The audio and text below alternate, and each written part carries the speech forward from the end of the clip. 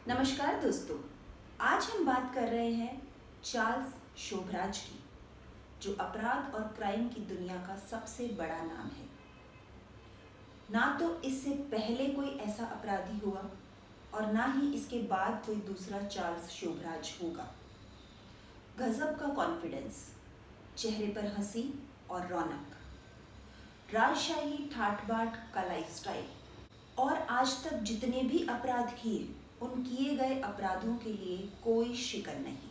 प्रसिद्ध फिल्मी डायलॉग है, डॉन का इंतजार 11 मुल्कों की पुलिस कर रही है, पर शोभराज का इंतजार 11 से भी ज्यादा मुल्कों की पुलिस कर रही थी, जहां जहां उसने अपराध किए और फरार हो गया था। चार्ल्स शोभराज एक ऐसा अपराधी जो अपराध के लिए सर्वगुण संपन्न। अगर कोई भी बंदा 2 मिनट चार्ल्स शोभराज से बात कर ले तो तीसरे मिनट ही वो उसका मुरीद हो जाता है। शोभराज, जिसे पुलिस आज तक नहीं पकड़ पाई, जब भी उसने खुद चाहा तब ही पुलिस ने उसे धर दबोचा है। दोस्तों, जब कोई अपराधी बनता है तो किसी एक अपराध में एक्सपर्ट होता है। चोर चोरी करने में, खूनी खून में, डकैत डकैती में। पर शोभराज एक ऐसा अपराधी जो हर अपराध का मास्टर। शायद ही ऐसा कोई अपराध हो, चोरी, खून, डकैती, लूटपाट, जालसाजी, धोखाधड़ी, तस्करी, जो चार्ल्स शोभराज ने ना किया हो। चार्ल्स शोभराज के जितने अपराध दुनिया के सामने आए हैं, उससे कई गुना ज्यादा अपराध ऐसे हैं जिनकी जानकारी सिर्फ और सिर्फ चार्ल्स शोभराज को है, और शायद वो दुनिया के सामने कभी आएंगे भी नहीं। जिस भी देश की धरती पर शोभराज ने कदम रखा, वहीं अपराध को अंजाम दिया, सबूत मिटाए और खुद वहां से गायब हो गया। पीछे रहा तो सिर्फ वो जिसके साथ अपराध हुआ, और एक परछाई जिसने अपराध किया और फरार हो गया। न जाने कितने देशों की पुलिस और यहाँ तक कि इंटरपोल भी चार्ल्स शोभराज का कोई पता नहीं लगा पाई। पुलिस, इंटरपोल और दूसरे बड़े बड़े अपराधियों से कहीं आगे चार्ल्स शोभराज की सोच दौड़ती थी, और यही थी चार्ल्स शोभराज की खासियत। वियतनामी, हिंदी, फ्रेंच, नेपाली, थाई, अंग्रेजी, बहुत सारी भाषाएं शोभराज इतनी आसानी से बोल लेता था, जैसे बचपन से ही वो इन भाषाओं का जानकार रहा हो, बोलता रहा हो। हर देश के कानून का ज्ञाता था। शायद छोटे मोटे वकीलों को तो आसानी से मात दे दे। शोभराज एक ऐसा इंसान जिसमें भावनाएं और इमोशन की झलक तक नहीं थी। शोभराज को ऐसा लगता था कि इमोशंस इंसान को कमजोर बना देते हैं। उसे दुनिया में अपने अलावा किसी से प्यार नहीं था, लगाव नहीं था।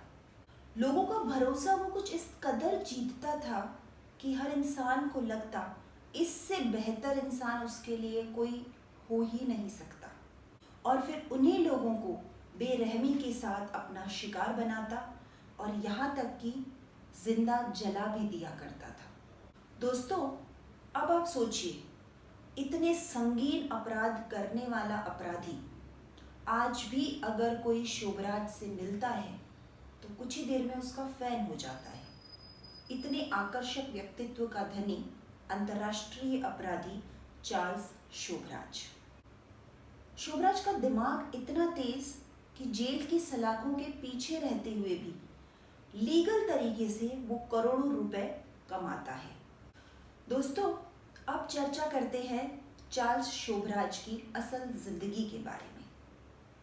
शोभराज का जन्म 6 अप्रैल 1944 को वियतनाम के सबसे बड़े शहर हो ची मिन्ह सिटी में हुआ, जहां वियतनाम की सबसे ज्यादा आर्थिक गतिविधियां होती हैं। उसके पिता शोभराज हथचड़ बवानी, जो कि भारतीय मूल के सिंधी कारोबारी थे। 1942 में इसके पिता वियतनाम पहुंचे कारोबार के सिलसिले में, जहां उनकी मुलाकात लोंग फुन नाम की महिला से हुई, और 1944 में शोभराज का जन्म होता है। परंतु जन्म के कुछ समय बाद ही शोभराज के पिता चार्ल्स को और उसकी माता को छोड़कर गायब हो जाते हैं। कुछ जानकारी नहीं है कि उसके पिता वापस हिंदुस्तान आए या कहाँ गए। इसके कुछ समय बाद शोभराज की माँ फ्रांस के एक नागरिक से विवाह कर लेती है, अपने पति के साथ फ्रांस आ जाती है, जहाँ पर चार्ल्स का एक और भाई जन्म लेता है। जैसे जैसे शोभराज बड़ा होने लगता है, उसे अपने पिता का दोगलापन और दुर्व्यवहार समझ आने लगता है। शायद यही वजह थी कि शोभराज के अंदर कभी लगाव, प्यार या रिश्तों के लिए अपनापन नहीं आ पाया। उसमें सिर्फ गुस्सा और बदले की भावना भरती चली गई और वो सबसे दूर होता चला गया। 17 साल का होते होते चार्ल्स छोटे मोटे अपराधों में लिप्त होने लगा, जिसमें चोरी चकारी, छोटी मोटी लूट, गाड़ियां चुराना, इन अपराधों को करने लगा था। करीब 2 साल तक वो ऐसे अपराध करता रहा। 1963 में पहली बार गाड़ी चुराने के अपराध में उसे 8 महीने की सजा हुई। तब तक चार्ल्स जेल से बहुत डरता था। जब चार्ल्स शोभराज को सजा हुई तो वो मात्र 19 साल का था। जेल में रहने के दौरान चार्ल्स की मुलाकात कुछ बड़े और मंझे हुए अपराधियों से हुई, जो बड़े बड़े अपराधों के सिलसिले में जेल आए हुए थे और ऐशो आराम के साथ जेल में रह रहे थे। जेल जाने के पहले तक शोभराज के मन में जो जेल को लेकर डर था, अब इन बड़े अपराधियों को जेल में देखकर वो डर निकल चुका था।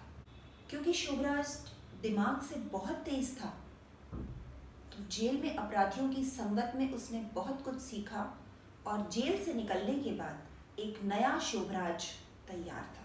जेल से बाहर आने के बाद चार्ल्स शोभराज ने अपनी प्रेमिका से शादी कर ली और 1969 तक चार्ल्स शोभराज फ्रांस में ही चोरी, डकैती, लूटपाट और महंगी गाड़ियों को लूटने का काम करता रहा।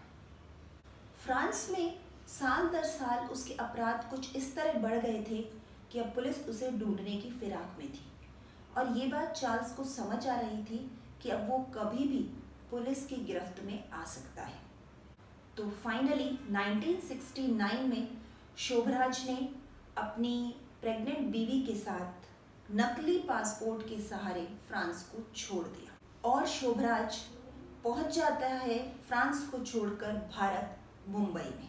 यहाँ आपको एक और बात बता दूं दोस्तों, लीगल और इलीगल तरीके से शोभराज ने अनेकों देशों की यात्राएं की है और वहाँ अपराध भी किए हैं, जैसे पाकिस्तान, थाईलैंड, नेपाल, तुर्की, Iran, Yugoslavia, Indonesia, Malaysia, Greece, Bharat और दक्षिण अफ्रीका।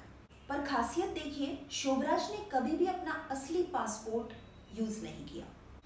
हर देश में जाने के लिए शोभराज के पास एक नया पासपोर्ट होता था और उस देश में घुसने के बाद शोभराज दूसरे पासपोर्ट का इस्तेमाल करता था ताकि अपराध करने के बावजूद वो पकड़ा ना जाए।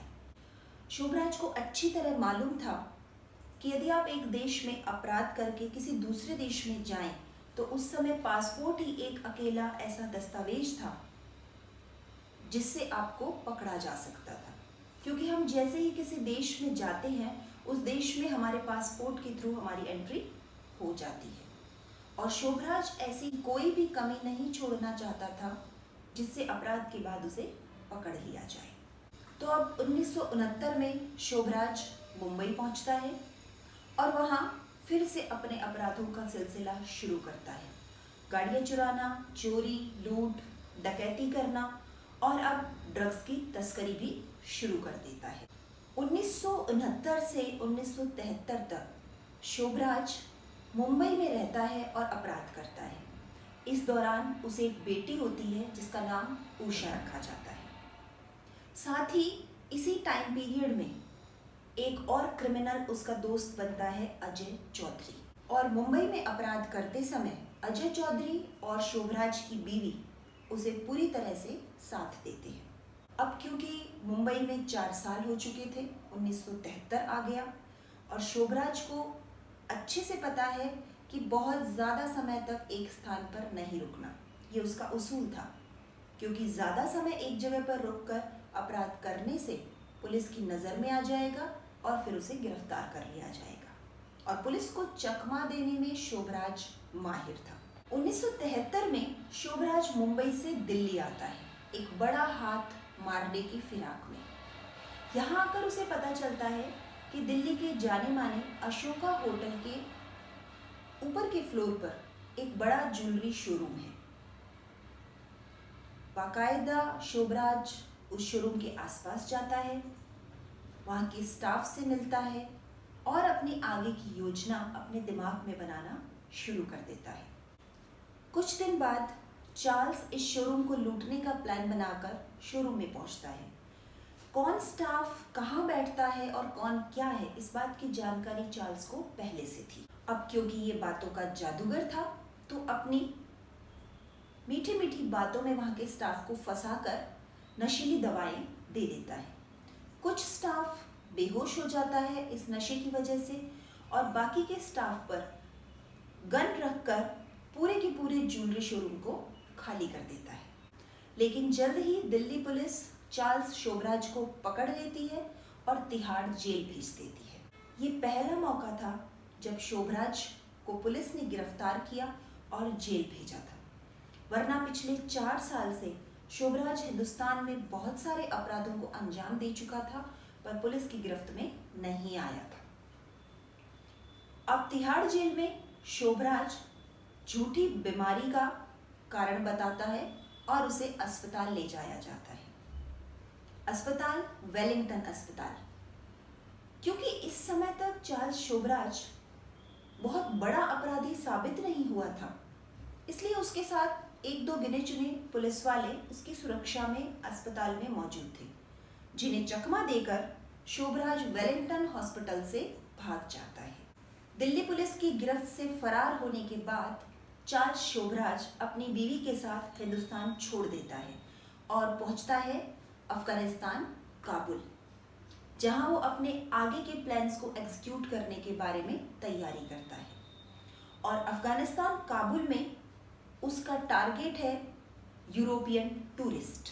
काबुल में घूमने आए यूरोपियन टूरिस्ट को चार्ल्स ड्रग्स की ओवरडोज देता है और नशे के बाद उनका पासपोर्ट, उनके कपड़े, उनका सारा सामान चुराकर गायब हो जाता है। कुछ दिन बाद इन अपराधों के सिलसिले में चार्ल्स और उसकी बीवी, जो फ्रांस से उसके साथ आई थी, काबुल पुलिस के द्वारा अरेस्ट कर लिए जाते हैं और उन्हें जेल में डाल दिया जाता है। ड्रग्स और लूटपाट के मामले में चार्ल्स और उसकी बीवी को जेल होती है और जेल में चार्ल्स अपनी बीवी को वहीं छोड़ आसानी से काबुल जेल से फरार हो जाता है। इनके अरेस्ट करने के बाद इनकी बेटी उषा को फ्रांस भेज दिया जाता है और चार्ल्स के फरार होने के कुछ समय बाद इसकी बीवी भी वहां से रिहा हो जाती है और फ्रांस चली जाती है। आपको ये जानकर बड़ी हैरानी होगी कि ऐसी कोई भी जेल वर्ल्ड में नहीं है जिसे तोड़कर शोभराज भाग न गया। उसका खुद का कहना भी है कि ऐसी कोई जेल नहीं बनी जो मेरी मर्जी के बिना मुझे सलाखों के पीछे रख सके, और इस बात को उसने हर देश की जेल में प्रूव किया है और जेल तोड़कर फरार हुआ है। काबुल से भागने के बाद शोभराज यूरोप के कुछ देशों में लगभग 2 साल तक घूमता रहा और छोटे मोटे अपराधों को करता रहा। दोस्तों, आपको इस बात की भी जानकारी होनी चाहिए कि शोभराज का प्राइमरी टारगेट टूरिस्ट हुआ करते थे। रीज़न कि अगर वो किसी देश के लोकल नागरिक को मारता है तो उसके परिवारजन को इस बात की जानकारी बहुत जल्दी लग जाएगी और फिर पुलिस बहुत ही जल्द शोभराज को गिरफ्तार कर सकती है। टूरिस्ट को मारने का फायदा शोभराज को ये मिलता कि दूसरे देश में उसके परिवारजन को ये खबर बहुत लेट पहुंचती और अधिकांशतः मारने वाले टूरिस्टों की पहचान ये मिटा देता था। तो पुलिस को इस जानकारी को ढूंढने में और शोभराज का पता लगाने में बहुत समय लग जाता। विदेशी टूरिस्टों को फंसाने का एक बहुत अच्छा कारण ये भी था कि शोभराज को बहुत सारी भाषाएं आती थी। नेपाली, थाई, उर्दू, हिंदी, अंग्रेजी, जैसा कि मैंने अभी जिक्र किया था। तो इसलिए वो उस देश का लोकल आदमी बनकर उन टूरिस्ट के साथ बात करता और उनका भरोसा जीत लेता था। और भरोसा जीतकर भरोसा तोड़ना, यही शोभराज का मुख्य काम था। खैर, 2 साल तक शोभराज ने बहुत सारे देशों में लूटपाट और डकैती की, और सबसे बड़ी बात, इस दौरान उसने लगभग 10 पासपोर्ट्स का इस्तेमाल किया था, जिसमें से एक भी पासपोर्ट उसके खुद के नाम पे जारी नहीं हुआ था। यानी 10 फर्जी पासपोर्ट्स का उसने इस्तेमाल किया था। 1975 के लगभग शोभराज अपने छोटे भाई आंद्रे को फ्रांस से अपने पास इस्तांबुल बुला लेता है, और अब दोनों भाई मिलकर इस्तांबुल में अपराध, चोरी, डकैती, लूटपाट करने लगते हैं। पर बहुत ही जल्द इस्तांबुल की पुलिस दोनों भाइयों को गिरफ्तार कर लेती है, और दोनों को 18 साल की सजा होती है। सजा के कुछ ही दिन बाद शोभराज इस्तांबुल की जेल को भी अपनी समझदारी और चालाकी से तोड़कर भाग जाता है, फरार हो जाता है, और उसका भाई आंद्रे उसी इस्तांबुल की जेल में पूरे 18 साल की सजा काटता है। शोभराज कितना मतलबी और खुदगर्ज इंसान है, इस बात का पता आपको इन 2 घटनाओं से चल ही गया होगा। काबुल की जेल में वो अपनी बीवी को छोड़कर फरार हो गया, और इस्तांबुल की जेल में वो अपने भाई को छोड़कर जेल से फरार हो जाता है। तो अब 1975 में शोभराज इस्तांबुल की जेल से फरार होने के बाद पहुंचता है पटाया, थाईलैंड, जहां से चार्ल्स शोभराज का नाम इंटरनेशनल क्रिमिनल के तौर पर सुर्खियों में आ जाता है। अब अनेकों देशों की पुलिस और इंटरपोल भी चार्ल्स शोभराज को ढूंढ रही थी। मजे की बात यह है कि पुलिस को अब तक नहीं पता कि इसका असल नाम चार्ल्स शोभराज है, क्योंकि हर बार नया पासपोर्ट, नई पहचान, नए दस्तावेज के साथ किसी देश में एंट्री करना और अपराध करके वहां से और नई पहचान बनाकर फरार हो जाना। किसी भी देश की पुलिस के पास शोभराज के अतीत की कोई जानकारी नहीं थी। दोस्तों, इस्तांबुल जेल से फरार होकर थाईलैंड पहुंचने से पहले वो पाकिस्तान, चाइना और हांगकांग भी कुछ समय के लिए गया। उसके बाद 1975 में पटाया पहुंचता है।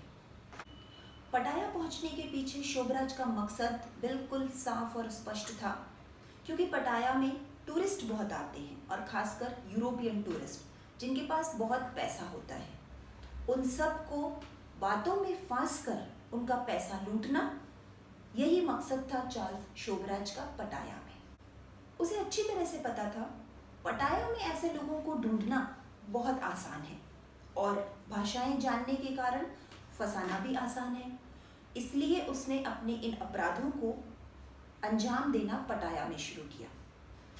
जितनी भी लूट और हत्याएं, अपराध और मर्डर चार्ल्स शोभराज ने की है, उसमें सबसे ज़्यादा हत्याएं चार्ल्स शोभराज ने थाईलैंड में की है, पटाया में। एक अनुमान के मुताबिक पटाया, थाईलैंड में उसने लगभग 20 से 25 टूरिस्टों की हत्याएं की है। और खासियत देखें, आज तक वो थाईलैंड पुलिस के हत्थे नहीं चढ़ा है। इवन आज की तारीख में थाईलैंड में शोभराज पर किसी भी तरह का कोई केस दर्ज नहीं है। शुरुआत होती है पटाया के समुद्र तट से, जहाँ लोग मौज मस्ती करने के लिए घूमा करते हैं। एक सुबह एक मछुआरा अपनी नाव में समुद्र से मछलियाँ पकड़ रहा था, तभी उसे तैरती हुई लाश नजर आती है। वो पुलिस को खबर करता है। पुलिस आने के बाद लाश को निकालती है।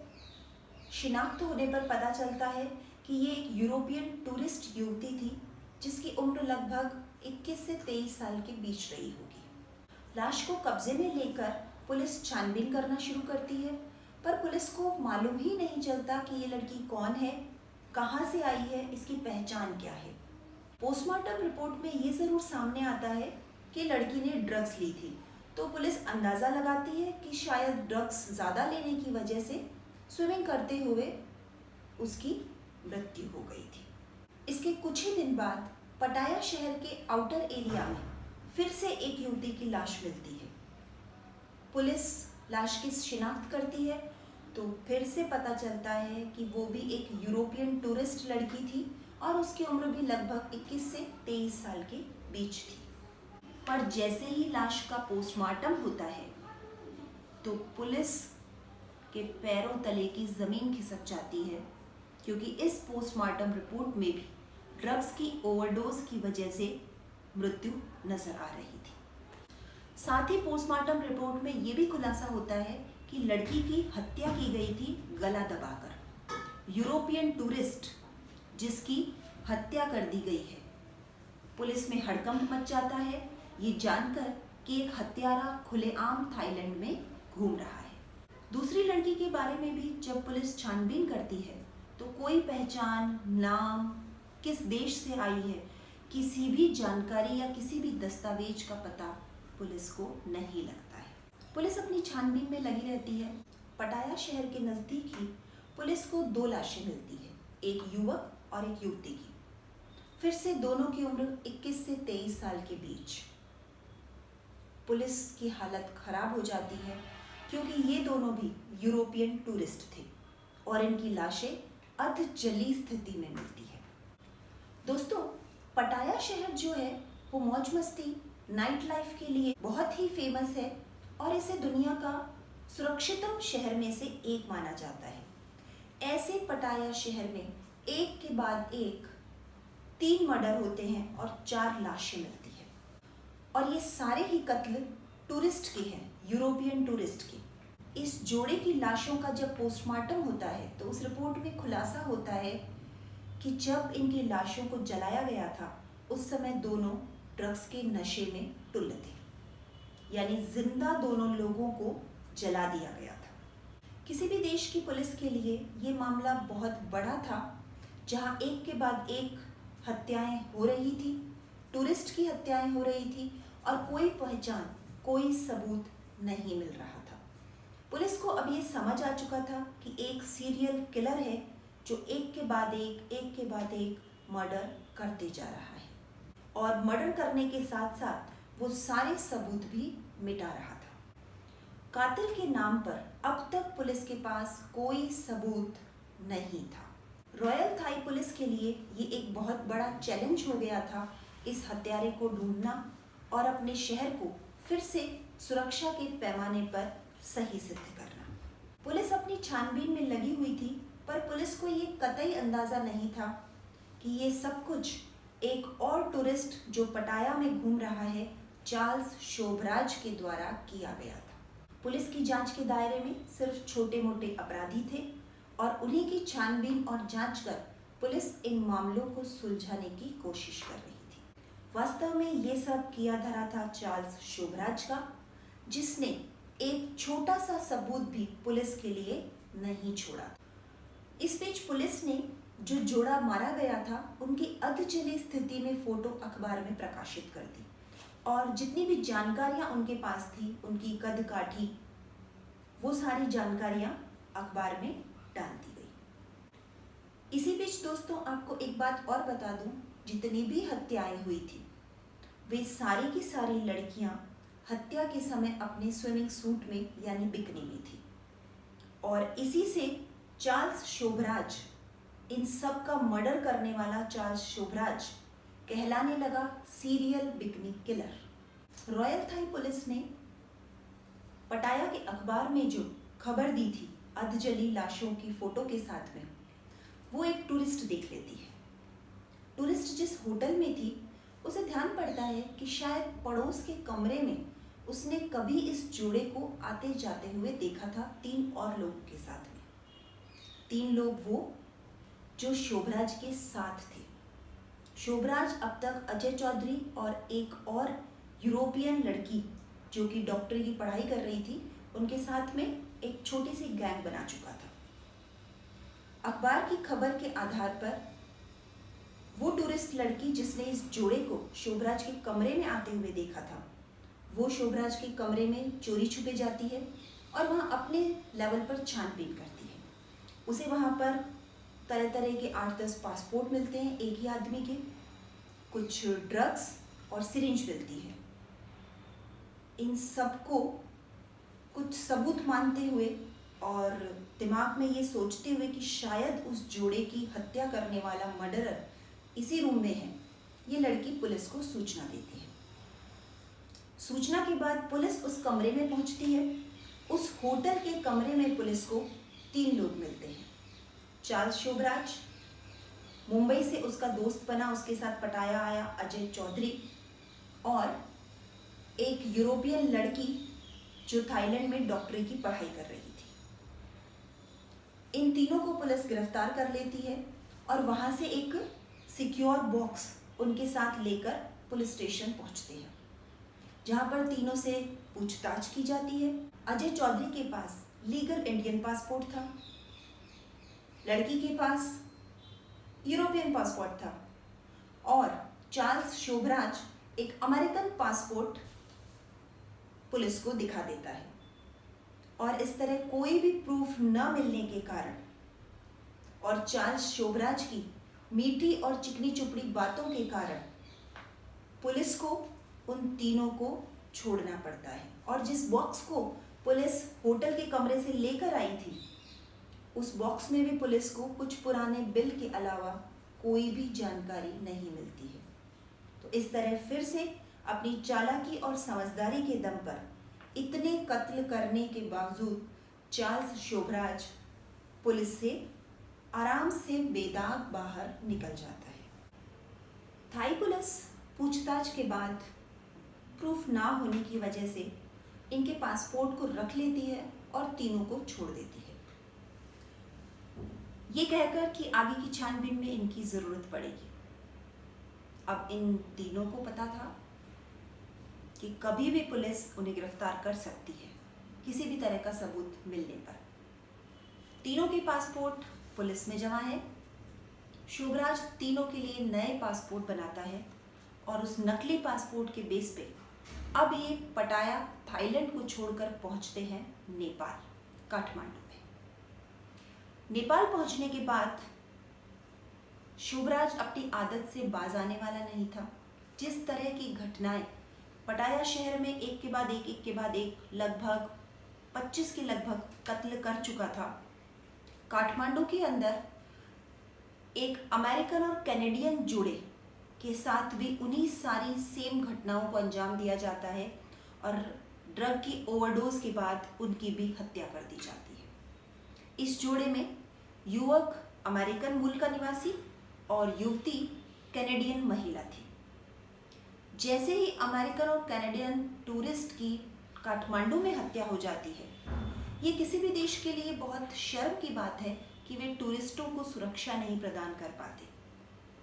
अब जिसकी खोज बैंकॉक में चल रही थी, ऐसे ही एक मर्डरर की खोज काठमांडू में भी चलनी शुरू हो जाती है। इस बात का अंदाज़ा नेपाल पुलिस को था कि ये हो ना हो किसी टूरिस्ट का काम है जो बाहर से आकर इस तरह की घटना को अंजाम दे रहा है। यहाँ पर अजय चौधरी, वो लड़की जो शोभराज के साथ गैंग में शामिल थी, और शोभराज नेपाल तक तो तीनों पहुंचते हैं, पर इसके बाद अजय चौधरी का कहीं कोई जिक्र नहीं है। शायद शोभराज अब थोड़ा सा डरा हुआ था कि जिस दोस्त को इतने टाइम से अपने साथ हर तरह की आपराधिक गतिविधि में रखा हुआ है, वो उसके लिए खतरा बन सकता है। तो शायद शोभराज ने अपने दोस्त, अपने सह अपराधी अजय चौधरी को ठिकाने लगा दिया था, और वो लड़की और शोभराज, जिसे आप शोभराज की कथित गर्लफ्रेंड कह सकते हैं, एक होटल में रह रहे थे। जैसे ही कैनेडियन और अमेरिकन जोड़े की हत्या होती है, इस खबर को अखबार में पढ़कर एक लड़की को याद आता है कि उसने इस जोड़े के पास शोभराज जैसे किसी व्यक्ति को देखा था। उसके हुलिये से पुलिस इस बात की जानकारी लगाती है। वो लड़की शोभराज और उसकी कथित गर्लफ्रेंड दोनों का स्केच बनवाती है और पुलिस उस स्केच के बेस पर इन्हें ढूंढना शुरू कर देती है। एक होटल की रिसेप्शन से जानकारी मिलती है कि उस होटल के अंदर ये दोनों ही रह रहे हैं। पुलिस दोनों को धर दबोचती है और पूछताछ के लिए पुलिस स्टेशन ले आती है। शातिर, समझदार और चालाक शोभराज इस पूछताछ में फिर से बेदाग निकल आता है और काठमांडू पुलिस के पास कोई भी सबूत न होने के कारण फिर से चार्ल्स शोभराज को पूछताछ से फ्री कर दिया जाता है। ये 1975 की बात है, जिस समय नेपाल और थाईलैंड दोनों इंटरपोल के नए नए मेंबर बने थे। इसलिए दोनों ही देशों के पास ये सूचना नहीं थी कि वे एक ही इंसान, एक ही व्यक्ति जिसने इतने सारे मर्डर किए हैं, उनकी खोज कर रहे हैं। अब चार्ल्स शोभराज नेपाल काठमांडू से भागकर फिर से नकली पासपोर्ट के बेस पर पहुंच जाता है हिंदुस्तान, दिल्ली में। अब दिल्ली और गोवा में अपनी आपराधिक गतिविधियां शुरू करता है। पर इस बार शोभराज के दिमाग में कुछ बहुत गहरा पक रहा था। दिल्ली में 60 फ्रेंच पर्यटकों का एक दल आया हुआ था, जिस दल के साथ में शोभराज फ्रेंच में बात कर उन्हें ये भरोसा दिलाता है कि वो खुद फ्रांसीसी है और यहाँ का पानी उतना अच्छा नहीं है, तो मैं अपनी तरफ से आपको पानी पिलाता हूँ जो आप लोगों के लिए सही और हाइजीनिक रहेगा, जिसमें नशे की दवाएं मिला दी गई थी। वो 60 के 60 पर्यटक उस पानी को पीकर बेहोश हो जाते हैं। पिछली घटनाओं की तरह इस बार भी शोभराज ने ड्रग्स की ओवरडोज दी थी। शोभराज का दुर्भाग्य कि ये योजना सफल नहीं होती है और पुलिस को इसकी खबर लग जाती है। साथ ही 60 पर्यटकों के इस दल में से ड्रग की ओवरडोज के कारण एक की मृत्यु हो जाती है और अब दिल्ली पुलिस चार्ल्स शोभराज को गिरफ्तार कर लेती है। हिंदुस्तान की दिल्ली पुलिस ने पहली बार चार्ल्स शोभराज को गिरफ्तार किया और बाकायदा सबूतों के साथ उस पर केस चला, मुकदमा चला और दिल्ली की अदालत ने शोभराज को 12 साल की सजा मुकर्रर की और शोभराज को तिहाड़ जेल में बंद कर दिया जाता है। दिल्ली पुलिस द्वारा गिरफ्तार होना और तिहाड़ जेल में 12 साल की सजा मिलना, बिना शोभराज की मर्जी के इतना कुछ होना संभव नहीं था। शोभराज की योजना कुछ इस तरह से काम कर रही थी कि वो दिल्ली की तिहाड़ जेल में सुरक्षित रहे। जब शोभराज दिल्ली पहुंचा, उससे पहले थाईलैंड में एक घटना और घटित हुई। जिस जोड़े का मर्डर शोभराज थाईलैंड में करके आया था और अधजली लाशें और उनकी पिक्चर्स अखबार में प्रकाशित हुई थी, उनके परिवार ने, जो कि एक डच कपल था, उनके परिवार ने थाईलैंड की डच एम्बेसी में संपर्क किया कि उनके बच्चे जो थाईलैंड घूमने गए हुए हैं, अब तक उनसे कोई संपर्क नहीं हो पाया है।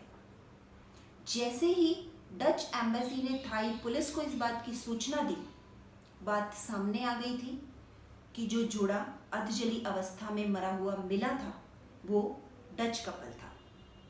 और अब क्योंकि मुद्दा एम्बेसी में पहुंच गया था और अब इंटरपोल तक चला गया था, इस मर्डरर की खोज और जोर शोर से शुरू हो गई और शोभराज को जानकारी थी कि अंतर्राष्ट्रीय स्तर पर अगर कोई मुद्दा पहुंच चुका है तो थाई कानून से शोभराज बच नहीं सकता।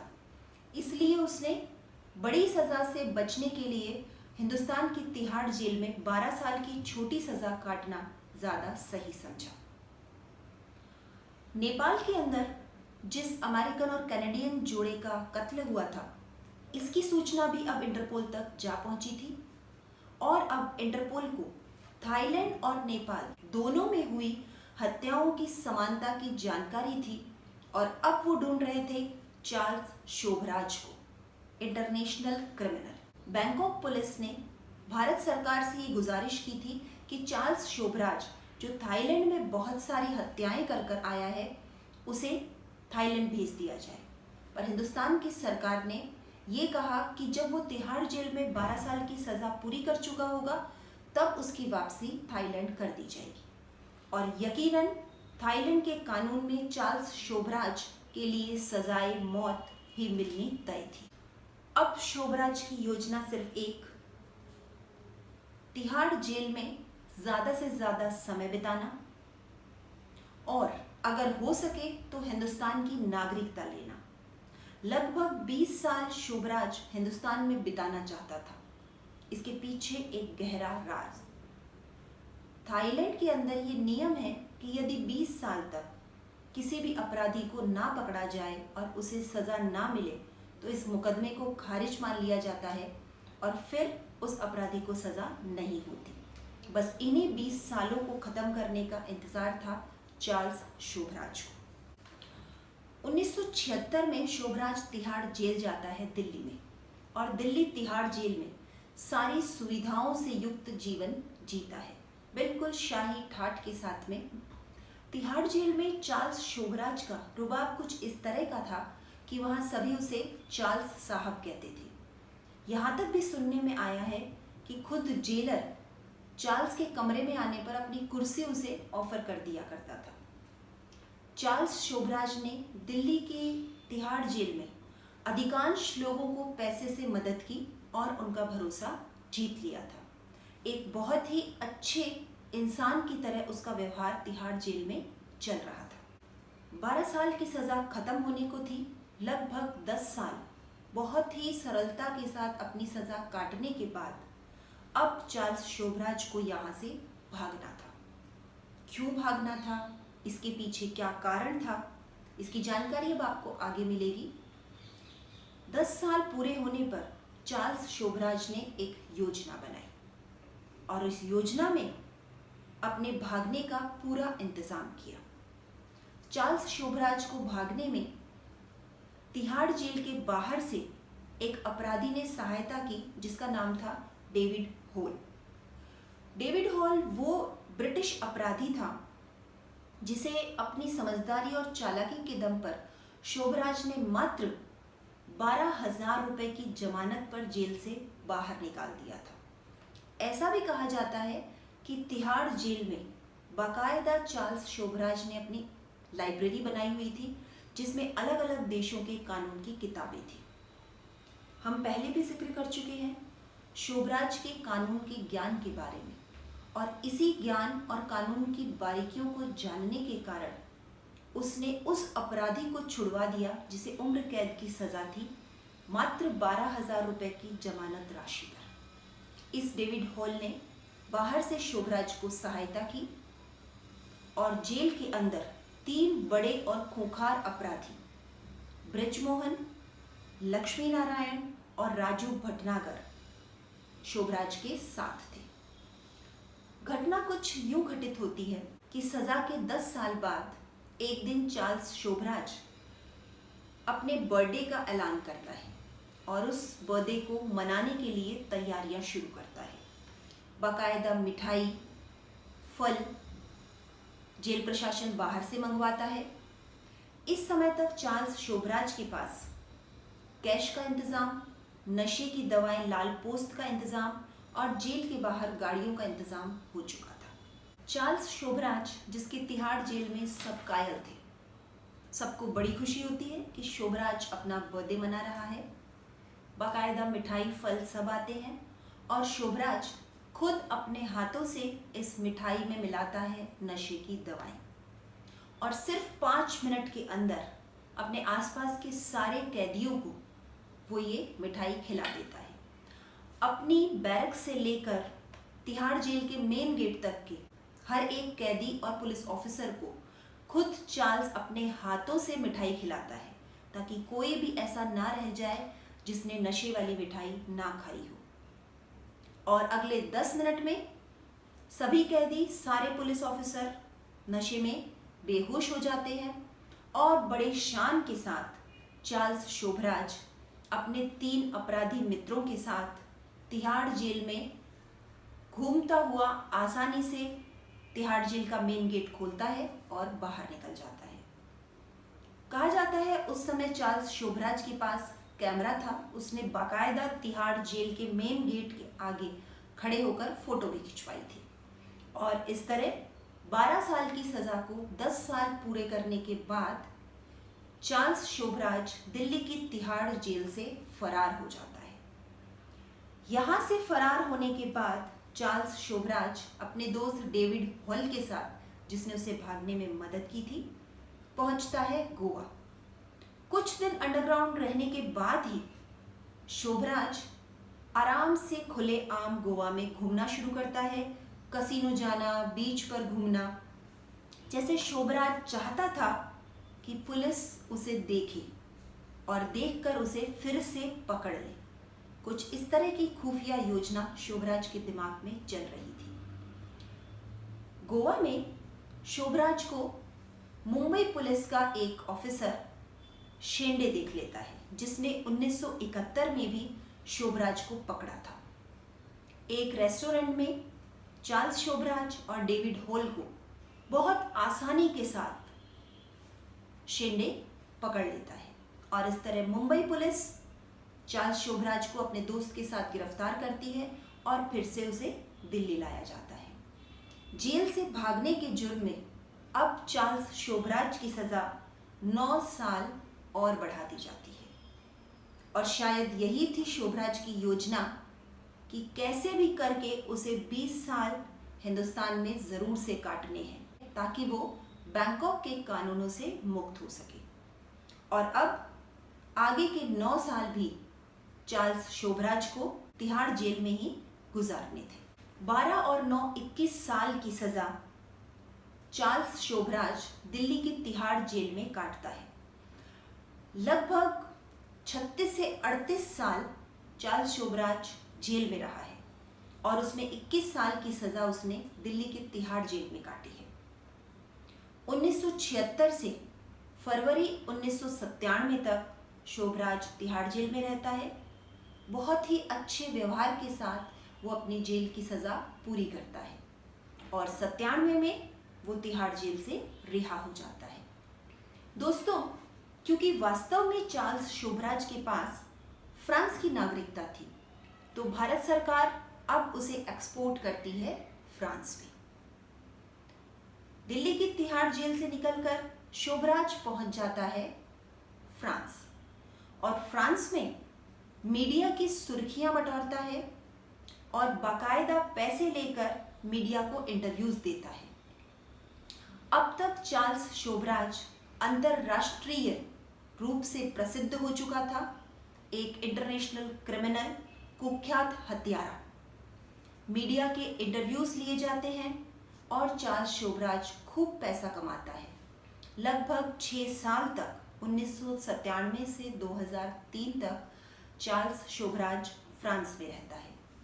इसी दौरान हॉलीवुड के एक प्रोड्यूसर ने शोभराज की बायोग्राफी पर फिल्म बनाने के राइट्स मांगे, तो दोस्तों शोभराज ने 90 करोड़ रुपए में अपनी बायोग्राफी के राइट्स बेच दिए। हर तरह से शोभराज सिर्फ और सिर्फ पैसा कमाना चाह रहा था।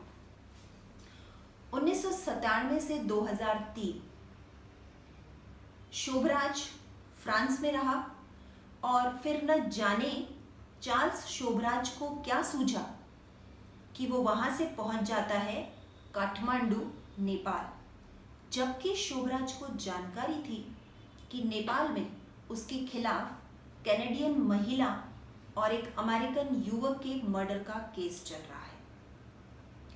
शोभराज नेपाल पहुंचता है और नेपाल में खुलेआम कसिनो में जाना, रेस्टोरेंट्स में घूमना, सब तरह की मौज और मस्ती करने लगता है। अब तक नेपाल के प्रशासन को खबर नहीं है कि शोभराज नकली पासपोर्ट के दम पर नेपाल आ चुका है। सबसे बड़ी बात, शोभराज ने किसी भी देश में जाने के लिए कभी भी अपने नाम के असली पासपोर्ट का यूज नहीं किया। नेपाल में एक दिन यूं ही घूमते फिरते वहां के एक प्रमुख अखबार के रिपोर्टर की नजर चार्ल्स शोभराज पर पड़ती है। शोभराज को वो पहचान लेता है और चोरी से उसकी फोटोज भी खींच लेता है और इस चोरी से खींची फोटोज के साथ में वो शोभराज की एक स्टोरी अपने न्यूज़पेपर में कवर करता है और अब पुलिस ढूंढने लग जाती है नेपाल में चार्ल्स शोभराज को। 19 सितंबर 2003 को काठमांडू पुलिस चार्ल्स शोभराज को गिरफ्तार करती है और मुकदमा चलता है 1975 में हुए कैनेडियन और अमेरिकन जोड़े के मर्डर का। 2003 में क्योंकि मामला ऑलरेडी इंटरपोल में जा चुका था, तो इंटरपोल के पास बहुत सारे सबूत थे चार्ल्स शोभराज के खिलाफ। नेपाल में बहुत सहायता मिली इंटरपोल के सबूतों से चार्ल्स शोभराज के मर्डर को सिद्ध करने में और चार्ल्स शोभराज को सजा देने में। नेपाल की अदालत ने शोभराज को उम्र कैद की सजा दी और 2003 से आज की तारीख तक चार्ल्स शोभराज नेपाल की जेल में बंद है। चार्ल्स शोभराज की नेपाल में वकील शकुंतला थापा रही।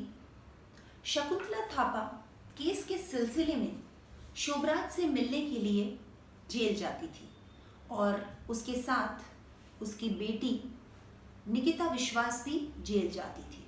जब भी जेल में मुलाकातें हुई उस दौरान न जाने शोभराज ने कौन सा जादू चलाया और निकिता विश्वास को अपने फेर में ले लिया। एक दिन अचानक से अक्टूबर 2008 में अखबारों में फोटो आती है चार्ल्स शोभराज और निकिता विश्वास की जेल में शादी करते हुए। इस खबर से नेपाल पुलिस के होश उड़ जाते हैं। जेल प्रशासन को तो जानकारी ही नहीं थी कि ऐसी कोई शादी जेल में हुई भी थी। कहने का मतलब ये हुआ कि 65 वर्ष की उम्र में चार्ल्स शोभराज ने अपनी ही वकील शकुंतला थापा की 20 साल की बेटी निकिता विश्वास से शादी कर ली। क्या पता इस शादी के पीछे जेल से निकलने की साजिश हो या कोई और कारण। नेपाल की जेल में सजा काटते हुए शोभराज को काफी समय हो चला था। 2017 में अब धीरे धीरे शोभराज की हालत खराब होने लगी। उसे दिल की बीमारी लग गई। पहले कुछ ब्लॉकेज डायग्नोस किए गए और बाद में डॉक्टर ने कहा कि उनकी ओपन हार्ट सर्जरी होगी। शोभराज ने जेल प्रशासन और वहां की अदालत में एक अपील लगाई कि नेपाल में बहुत ज़्यादा सुविधाएं नहीं हैं, इसलिए बेहतर होगा कि मेरा इलाज पेरिस के हॉस्पिटल में करवाया जाए। पर नेपाल की अदालत ने उसकी इस अपील को खारिज कर दिया और फाइनली 12 जून 2017 को चार्ल्स शोभराज की बाईपास सर्जरी की डॉक्टर रमेश कोइराला ने।